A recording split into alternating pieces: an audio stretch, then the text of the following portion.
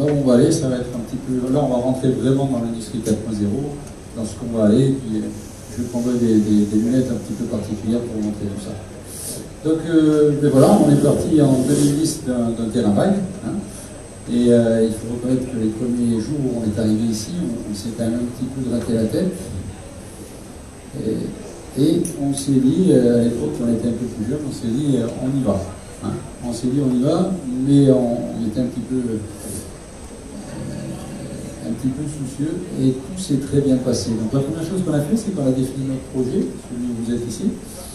On a décidé que sur notre hectare de terrain, on construirait une usine de 6 000 m². Et on est parti d'une usine finale, et on l'a découpée en morceaux. Et vous allez voir que dans notre projet numéro 2, on partira aussi de cette façon-là, mais on ne montera pas de la même façon, parce qu'ici, on a rentré dans la C7 usine numéro 1 tous les métiers qui sont nécessaires pour construire des pièces en matériaux composites. Dans C7 usine numéro 2, ça sera différent, puisque les métiers existent. On a des gens chez nous qui savent former à ces métiers-là, et on va plutôt augmenter les capacités. Donc, CCA usine numéro 1, on est parti d'un bâtiment qui a été construit pour sa moitié, en fait, de la surface actuelle. On a créé une salle de drapage et positionné un premier autoclave. Donc là, on a été capable en 2012. Donc, on n'a jamais changé ces diapositives, c'est la réalité. C'est-à-dire, la présentation de 2010, c'est celle-ci, la présentation de notre projet. Et on a eu la chance de respecter à la lettre les dates que l'on avait prévues pour basculer sur les steps suivants du projet. Donc en 2012, une salle de drapage en autoclave, ça veut dire qu'on était capable ici de mouler une pièce, de la cuire, et ensuite la pièce repartait à la maison mère à Ajaccio, en France, pour être finie. En 2014, 2 ans plus tard, on a doublé la salle de moulage, et elle a la surface actuelle, elle avait la surface actuelle, et puis on a rajouté une extension à notre zone de polymérisation. Donc on continue toujours à mouler des pièces, à les cuire, et les pièces partaient en France. En 2016, on a créé un grand atelier d'assemblage et de contrôle, c'est celui où on est positionné aujourd'hui. Donc là, on a fait rentrer une machine d'usinage 5 axes avec le métier qui va avec. On a positionné des moyens de contrôle non destructifs des pièces, c'est-à-dire qu'on ne va pas casser les pièces, on va venir regarder à l'intérieur des pièces, notamment avec des ultrasons, et puis une zone de peinture et une zone d'assemblage des pièces. Donc là, c'est cette usine en 2016 était capable de produire une pièce de A à Z, mais n'avait pas les qualifications nécessaires pour pouvoir les livrer aux clients. C'est le cas aujourd'hui. Quelques photos de tout ça, c'est-à-dire que ça c'est le chantier initial avec des premières surprises avec des partenaires qui sont devenus des amis aujourd'hui, des partenaires extrêmement performants dans la construction de notre bâtiment. Voilà, on voit les partenaires, on voit notamment l'architecte, Mohamed Garbi. On est descendu très profond parce qu'on est sur une zone, alors nous on n'a pas trop l'habitude en France de ces zones-là, on est sur de l'eau. Hein. Donc ça nous avait souci, mais en Tunisie ça ne vous soucie pas, parce que tout est construit comme ça, donc vous avez la maîtrise de ce type de construction, donc on voit qu'on descend très très profond pour avoir les fondations, et puis on a commencé à monter notre bâtiment, et puis progressivement notre bâtiment a pris forme, toujours avec des équipes aussi bien de C7 Musique que de nos partenaires constructeurs. On a monté les bureaux aussi, c'est là où on a bu le café tout à l'heure, donc on a monté les bureaux, parce qu'il y a une partie des gens qui supportent la partie de production. Et puis comme on a fait ça en 3 fois, donc on a fait des extensions, mais la particularité c'est que l'extension ne gênait pas la première partie qui produisait, et dans le projet que je vais vous présenter tout à l'heure, le projet a été construit justement pour que les extensions ne perturbent pas les productions. Voilà, et on a créé notre première salle de drapage, donc une salle blanche. C'était quelque chose de petit peu particulier, mais ça ressemble à ce qui existait en Tunisie dans le domaine pharmaceutique. Donc on a trouvé des partenaires très compétents dans le traitement de l'air, hein, parce que l'air que l'on utilise est traité. Et puis on a créé la salle de drapage avec des autoclaves particuliers, c'est-à-dire qu'on utilise le gaz, et nos autoclaves sont chauffés au gaz. Enfin, on a positionné le gros autoclave qu'on a inauguré ce matin, donc c'est un autoclave de 4 mètres solides, c'est un très très gros autoclave. Voilà, celui qu'on a inauguré ce matin. On a positionné des machines d'usinage 5 axes, donc ça c'est la toute première avec sa dalle. Et puis celle qu'on a inaugurée ce matin, c'est une grosse machine d'usinage 5 axes avec 2 tables, c'est une machine Jobs. Jobs est un des premiers producteurs mondiaux de ce type de machine extrêmement performante. Et puis on a positionné des cabines de peinture spécifiques pour l'aéronautique, capables de répondre aux critères d'exigence de notre domaine d'activité. Et puis on a fait l'extension de toute la partie finition ajustable, celle que vous avez vu tout à l'heure en rentrant. Et puis on a développé un outil particulier, c'est un WIPA, donc c'est une première mondiale, puisque ça n'existait pas jusqu'auparavant. C'est un partenaire espagnol, spécialisé plutôt dans le domaine nucléaire, et on a utilisé en fait un certain nombre de compétences qu'on avait en Tunisie, et ce moyen-là nous permet de contrôler des pièces, on va dire en volumique, et d'en avoir la cartographie. Voilà la première étape de CCA Tunisie, donc une petite dizaine d'années, on va dire, mais 8 années de production. On en est là aujourd'hui, on est très fiers d'en être là et de vous présenter notre outil. Et maintenant, je vais vous présenter ce qu'on a prévu de faire, notre nouveau projet. Donc, le parc aéronautique et l'ensemble des partenaires du parc aéronautique ont souhaité s'étendre. Le gouvernement tunisien a répondu favorablement, et je vous en remercie. Et on est un petit peu les éclaireurs là-dessus, c'est-à-dire qu'on sera la première entreprise à prendre pied dans l'extension du parc. Ce que l'on compte faire,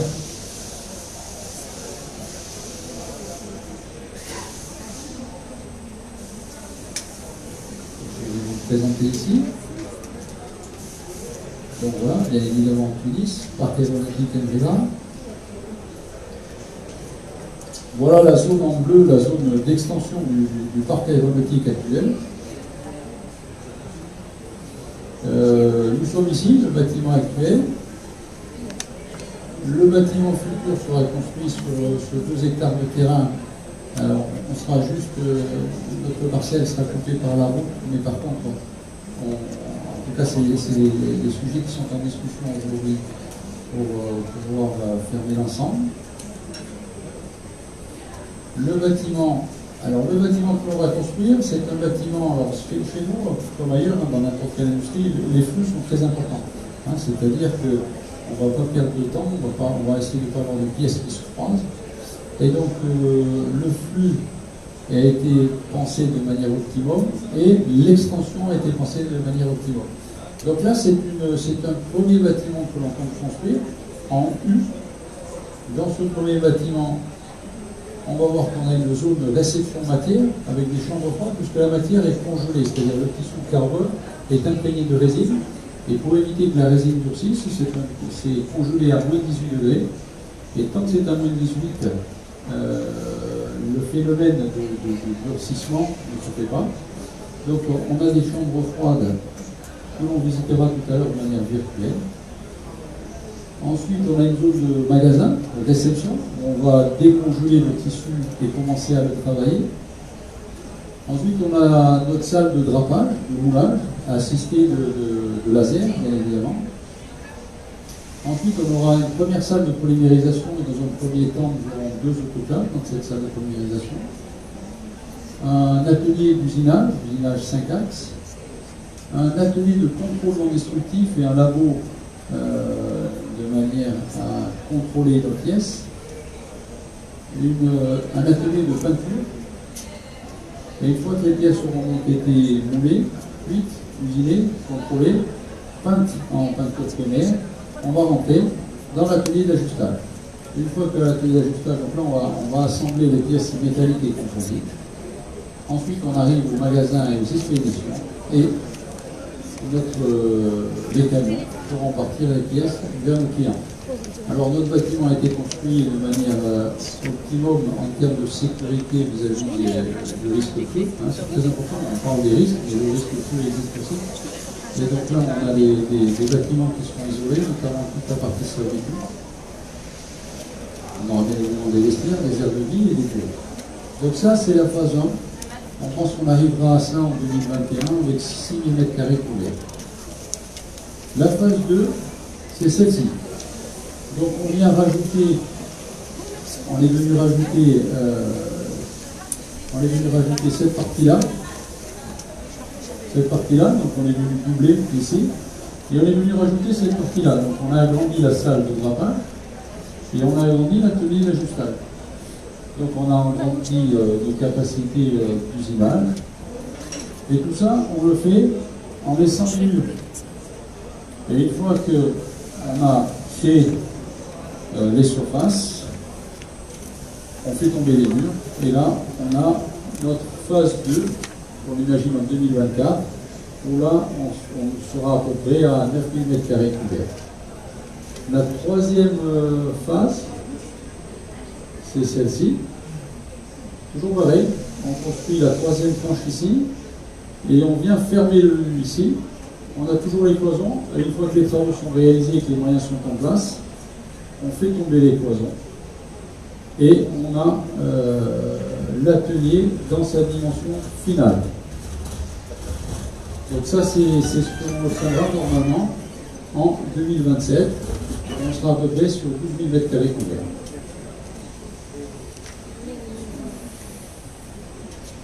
Les cabines les chambres froides pour stocker les tissus imprégnés. Le sac de livraison, quand les camions arrivent, ils déchargent dans un sac de livraison. On a nos chambres froides.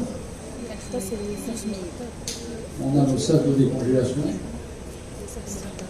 On a des racks dynamiques, c'est-à-dire qu'on travaille en FIFO, first in, first out, c'est-à-dire qu'on gère la péremption de nos tissus. On a donc la zone de kitting, de découpe des tissus, de découpe du lit d'abeille. Le lit d'abeille, c'est un élément constitutif de la pièce. On a donc notre salle de moulage qui en tout fera 2000 m². C'est une très grande salle de moulage, 2000 m². Et on voit déjà à l'intérieur des outillages, soit de pièces de nacelle, soit de ferrines. À l'intérieur, on envisage que ce soit des robots qui vont transporter les outillages d'une zone à l'autre, des robots automatiques. Là, ça va transporter un outillage de drapage jusqu'à la zone de polymérisation. Là, on va charger des autoclaves, ils vont cuire les pièces. La zone de polymérisation fera à peu près 1600 m². On va cuire les pièces. Ensuite, on va les usiner. La superficie fera à peu près 1300 m². On envisage à terme d'avoir 3 machines d'usinage 5 axes. Ensuite, un labo avec 1000 m². Et puis la zone peinture, 1300 m². Et un atelier d'ajustage d'environ 1700 m². On arrive à la zone expédition et le camion s'en va. Donc ça, c'est le projet que l'on a prévu.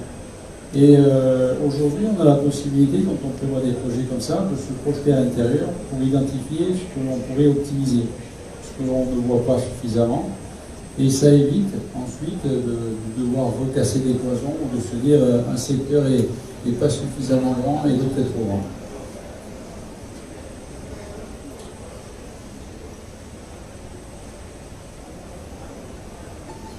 Donc là, on a les surfaces, tous les murs coupe-feu qu'on a. Alors, comme on est dans l'aéronautique, la sécurité de l'approvisionnement, donc on parle des transports, mais en même temps, c'est la sécurité du bâtiment. Donc tout le bâtiment sera traité feu.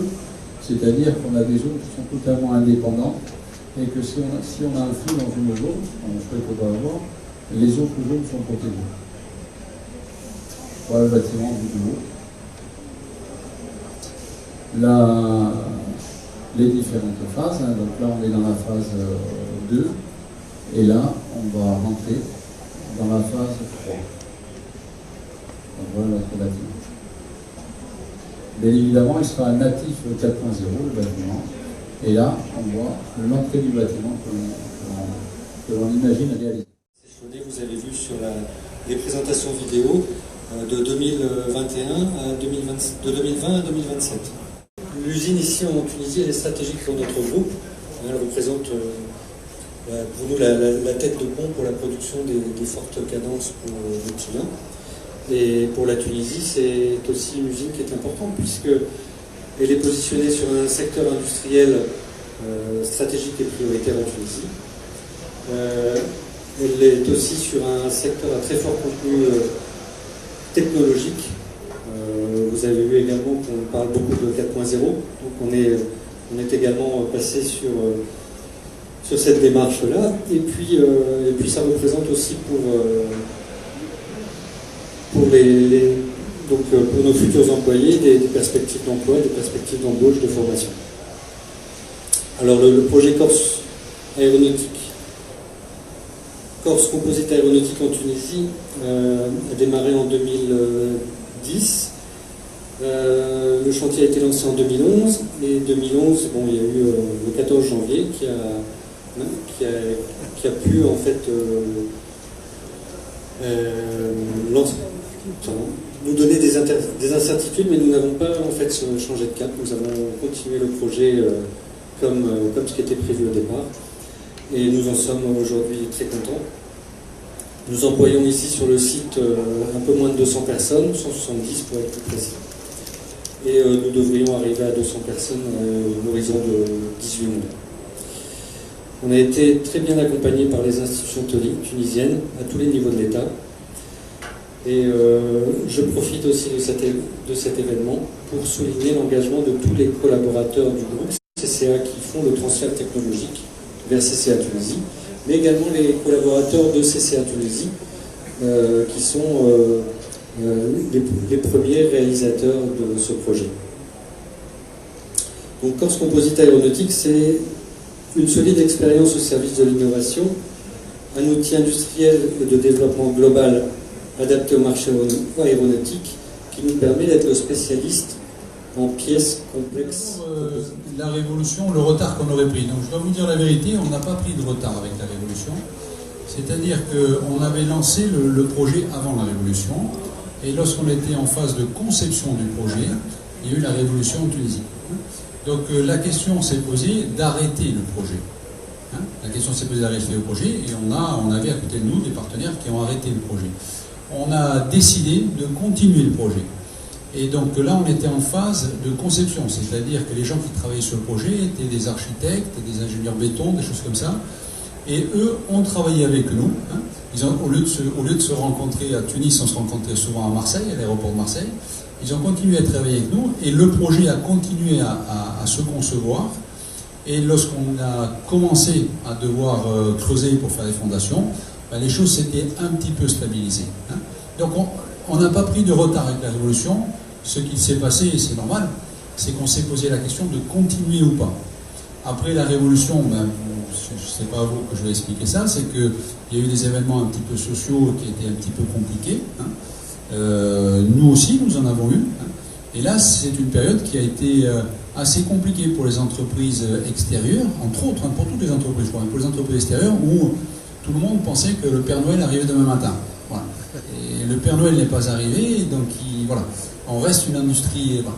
Mais très honnêtement, d'ailleurs avec le choix de CCA Tunisie numéro 2, on est content du choix que l'on a fait, on est content de ce que l'on a fait ici, et ce que je disais tout à l'heure à une personne qui me questionnait, et c'est la vérité, la grosse force de CCA Tunisie, en dehors de son directeur Patrick ici, c'est le management qu'on a ici, le management tunisien.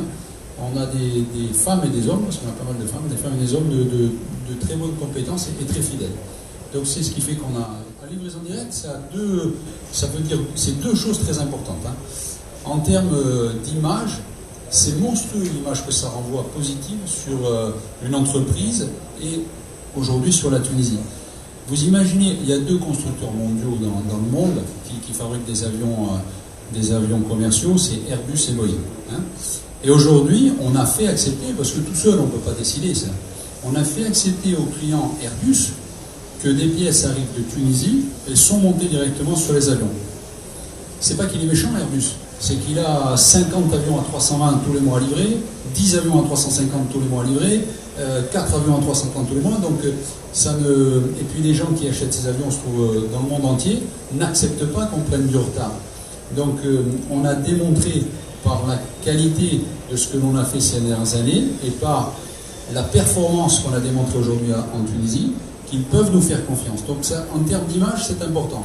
Ensuite, en termes de valeur ajoutée, c'est de la valeur ajoutée supplémentaire qu'on a mis en Tunisie. C'est-à-dire qu'avant, on avait des contrôleurs en France qui contrôlaient le travail que faisait CCA Tunisie. Aujourd'hui, on a des contrôleurs tunisiens qui contrôlent le travail des producteurs tunisiens. Donc c'est plus de valeur ajoutée qu'on ramène aujourd'hui à CCA Tunisie. Et pourquoi on fait ça? C'est pas parce qu'on est gentil, on reste dans une... C'est du business, hein. C'est parce qu'en fait aujourd'hui, il est beaucoup plus performant d'avoir des entités autonomes et responsables de ce qu'elles font, plutôt que d'avoir des entités qui produisent et d'autres entités qui contrôlent ce que les autres ont fait. Hein. Voilà, c'est beaucoup plus performant. C'est la Tunisie numéro 2. Donc là, c'est un projet qu'on a mûri et on s'est donné toute l'année dernière pour décider où est-ce qu'on positionnait ce projet-là. Donc je ne vous cache pas qu'il y avait une forte pression, hein, en fait c'était pas du tout idiot, d'aller positionner ce projet-là ailleurs, de manière à ne pas avoir tous les œufs dans le même panier. Hein, voilà. Et donc on a beaucoup travaillé avec le Portugal, avec le Maroc notamment, et à la fin j'ai décidé de le faire en Tunisie, bien évidemment parce qu'il y avait eu le succès de CCA Tunisie numéro 1, il y a le rapport avec les pouvoirs publics locaux. Ce n'est pas des aides qu'on recherche, mais c'est des rapports quand on a un souci particulier, de pouvoir dire, voilà, on a un tel problème, est-ce qu'on peut en discuter? C'est quelque chose qui marche très bien ici en Tunisie, en tout cas pour nous ça a bien marché. Et puis encore une fois, il y a le fait que le management local était robuste, on avait des fondations qui étaient robustes, et on a préféré construire sur ces fondations, plutôt que d'aller se recréer des fondations ailleurs. Voilà. On a préféré construire. Parce qu'on est dans un domaine qui demande beaucoup de performance. Il faut imaginer que nous-mêmes, maison mère, pour livrer des pièces et pour gagner des marchés, il faut qu'on soit très performant. Et on a préféré construire sur un outil qui nous offrait déjà cette performance-là. Ici, on a 6000 m² couverts. Le projet va nous permettre de tripler les capacités. Donc on va faire 12 000 m² à terme, hein, en 3 étapes. 12 000 m². Pour pouvoir faire ces 12 000 m² de plus, on a discuté avec les pouvoirs publics locaux pour agrandir le parc aéronautique. Puisqu'aujourd'hui, on est dans un parc aéronautique avec d'autres partenaires. L'idée, c'est d'agrandir ce parc aéronautique. Et nous, comme on a la chance d'être mitoyens, on est proche de l'extérieur, on va pouvoir prendre la surface qui est tout de suite à côté, à l'extérieur, mais qui sera cette fois-ci englobée dans le parc. Donc c'est 12 000 m² couverts, c'est 2 hectares qu'on récupère, c'est 12 000 m² couverts. Et c'est à peu près les métiers qu'on voit ici, sauf que, comme quand on a fait ici, on a essayé d'amener ce qu'on savait faire de mieux, maintenant dans le deuxième site, on va essayer d'amener ce qu'on sait faire de mieux, et notamment toute la partie digitalisation, qu'on appelle industrie du futur 4.0.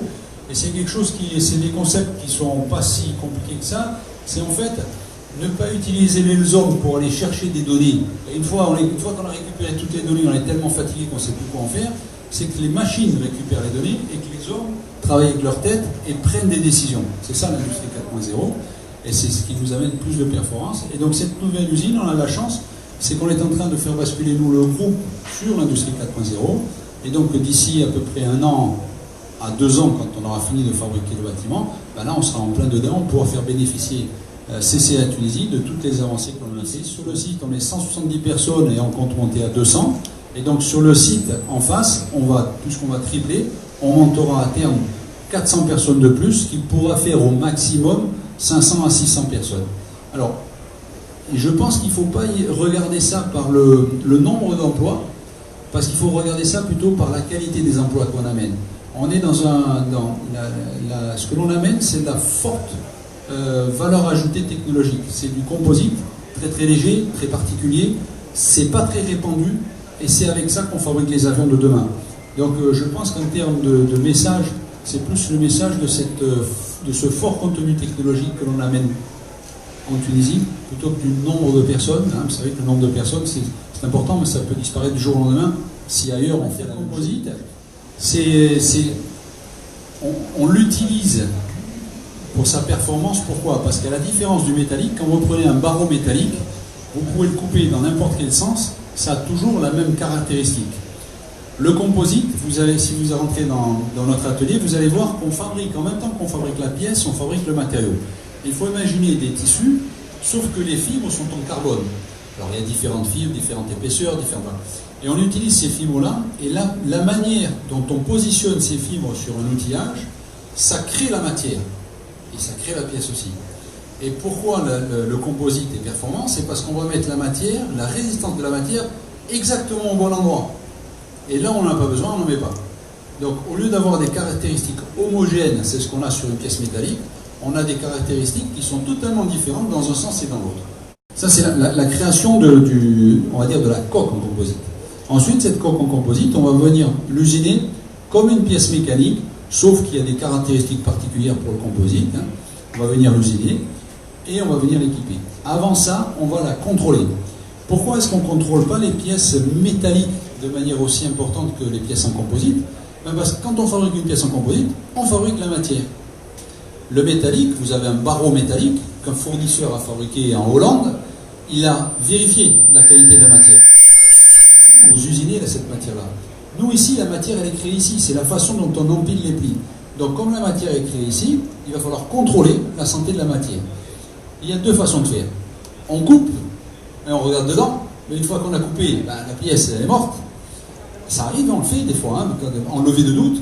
Une deuxième façon de faire, c'est d'aller regarder par des moyens de type ultrason ou rayon X. Alors rayon X, c'est les radios quand on va chez un radiologue.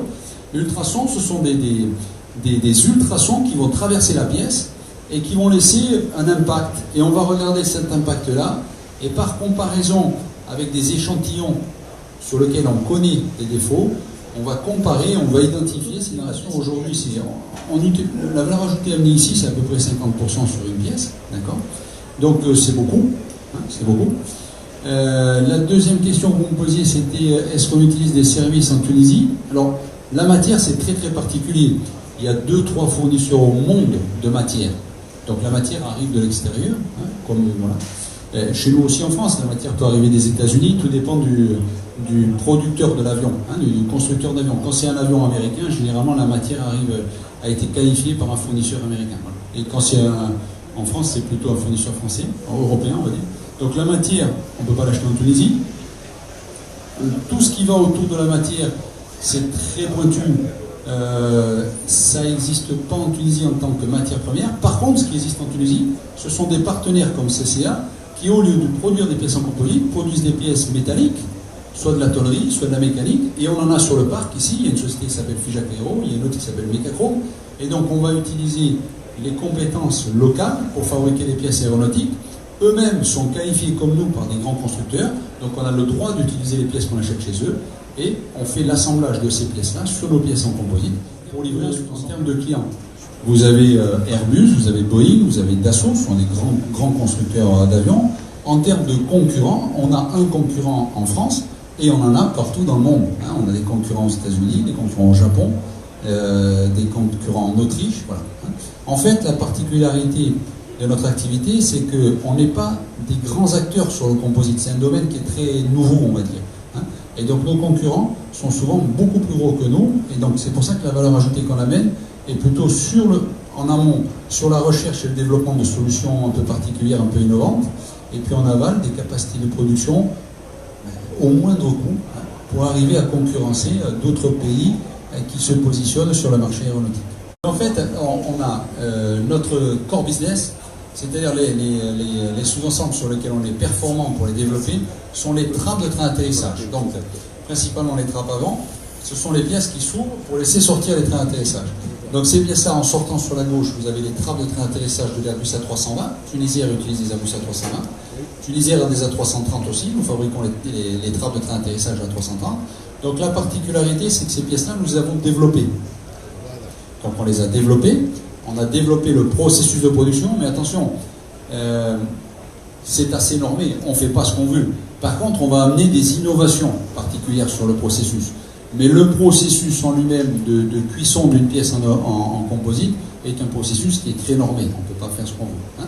Mais par contre, on va amener toute l'innovation que l'on peut faire pour faire des pièces plus légères, plus résistantes, ou qui demandent moins de maintenance aux compagnies aériennes. Donc, les trappes de train d'atterrissage, tout ce qu'on appelle le ventre mou, le dessous d'un avion. Le dessous d'un avion qui se trouve en composite, ça c'est des éléments core business de CCA, c'est-à-dire on les développe, on produit les outillages et on produit les pièces. Et puis il y a d'autres éléments qui sont en interface entre le moteur et la voilure. Ce sont des éléments de fairing aussi, c'est Core Business CCA. Et la dernière famille de produits, c'est ce qu'on appelle des barrels, c'est des rondelles qui vont dans les nacelles de notre propre bureau d'études. On va dire notre propre bureau de développement, puisque ça va plus loin que les études, puisqu'on fait de la recherche, de la R&D dessus. Et ils ont en contact les services de nos clients, notamment les bureaux d'études, et on nous challenge, on nous dit voilà, j'ai un nouvel avion, je veux des trappes d'atterrissage, moi Airbus, je connais les efforts que va avoir l'avion en l'air, je voudrais que vous me proposiez des solutions les plus innovantes et à quel prix. Et c'est là où on se met à travailler, on discute avec les gens, on dit voilà, nous on a plutôt telle idée, tel retour d'expérience, ou si on a mis de côté des solutions innovantes en faisant de la recherche, on leur dit voilà, on a développé une solution, il nous a fallu 3 ans pour développer une solution, on vous propose de l'appliquer sur vos pièces. Voilà. Et c'est comme ça qu'on essaie de gagner la bataille. Quand on fabrique des pièces en matériaux composites, il nous faut des certifications. Il faut que les gens soient certifiés pour pouvoir produire des choses. Quand on est en production, et après on parlera des supports. Donc pour obtenir ça, comme une personne ne naît pas avec des certifications, il va falloir la former. Donc on la forme. Aujourd'hui, vous avez en Tunisie beaucoup de possibilités pour former des gens. Donc aujourd'hui, par exemple, on a des gens qu'on forme sur des moyens de contrôle ultrason. Je vous ai parlé de contrôle ultrason. C'est des choses qui existent en Tunisie. C'est pas très répandu, mais ça existe. Hein. Donc on a des formateurs, le nôtre est tunisien, formateur d'autorisation, formateur d'une école. Et donc en fait, nos gens sont formés au démarrage pour faire quelque chose, et comme on utilise beaucoup la polyvalence des gens, parce qu'on a besoin que les gens soient polyvalents, et ensuite ils ont une formation continue pour pouvoir passer d'un poste à l'autre et pour pouvoir être certifiés pour produire des pièces. Ensuite, comme on est dans un domaine qui demande beaucoup de compétitivité, on a dans les services des gens que l'on va former pour gérer plus rapidement, de manière plus efficiente, un flux de pièces, ou on a aussi des gens qui vont gérer la finance de l'entreprise, des choses comme ça. Mais ça, c'est des choses où vous avez des formations chez vous en Tunisie qui existent et qui ne sont pas spécifiques au domaine de l'aéronautique. Pour ce qui est spécifique au domaine de l'aéronautique, on a ces formations-là à droite, à gauche, et puis on a la maison mère qui vient ici, donc toutes les semaines, il y a des gens de la maison mère, ce qu'on appelle des responsables de métier, qui viennent ici, ils ont passé du temps à former les gens, puis maintenant ils viennent ici pour faire des audits, pour s'assurer que le métier est réalisé correctement. Et dans notre projet de CCA Tunisie numéro 2, ce que l'on voudrait faire, c'est que ce soit CCA Tunisie numéro 1 qui joue ce rôle de formateur pour CCA Tunisie numéro 2. Le projet de CCA Tunisie numéro 2, en termes d'investissement, c'est en dinars, c'est 57 millions de dinars. Hein. Alors on ne le fera pas d'un seul coup, on le fera en 3 phases, en 3 phases de montée en puissance. On vérifiera à chaque phase que ce que l'on a fait, on ne s'est pas trompé, on a l'activité qui est permise. Mais c'est 57 millions de dinars, et je crois que c'est ce qui a fait passer entre autres ça sur je crois que la limite c'est 50 millions pour les projets importants, et c'est ce qui a fait que notre projet, de par son contenu technologique et le montant de l'investissement, a été considéré comme important en Tunisie. 57 millions de dinars.